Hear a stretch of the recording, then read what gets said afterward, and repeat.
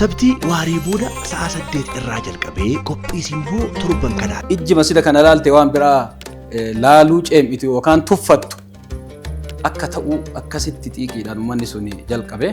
Amma immoo sagantaa keenya kan keessummaa irratti argamna. Lafti sun bakka giddugala uummata keenyaati, oolmaa nama keenyaati. Akkasitti hin beeknu maqaa keessan. Abbaa warraa 46 iddoo san irratti naannoo sanii jira. Sagaleen kalimaan Rabbi azaani bakka saniin dhagahamu. Masjidni kun sochiin erga eegalame jijjiirama guddaadha kan naannoo sanitti argame. Iddoo tana nuu kenni waan biraa asiin baatu agarra nuu kenni jedhanii warwaatanii. Masjid Boostoo jechuun iddoo inni itti argamuun yaamama.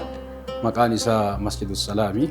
Hamma sanbata nu fuulduraa kanatti sagantaa guddaan akka qophaa'u ni beekama. Bakka fasaadni biraa irratti hojjetamu ture.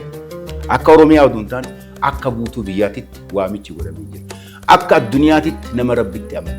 Namni boru gaafii Rabbiin umrii kee keessatti maal dalaytee isa gaafatu jalaa bahuu barbaadu kamu yaada isaa qaamaanillee yaadaanillee horii isaatiinillee bira dhaabata jennee yaanna. Namni keenya bakka itti salaatu dhabee rakkataa tureetu. Namni ruuhi hin jiru nurraa hafa jennee yaannu nurra nafinallee jenna. Ustaazonni kenniin guyyaa boru sagantaa ajaa'ibaa ta'e kan qabanii isinis akka irratti hirmaatan asumaan affeerraa keenya si taasisa. Nama dhuguma Rabbiif keessa buufadha jedhe iddoon sun iddoo seenaati. Ashaaraa dhalootaati. Sabtii sa'a 8 irraa jalqabee qophiiwwan mimmiidhagoo kanneenii fi kanneen biroo dabalatee TV Mimbarii fi toora YouTube Miilaan Miidiyaa irratti nu eeggadha.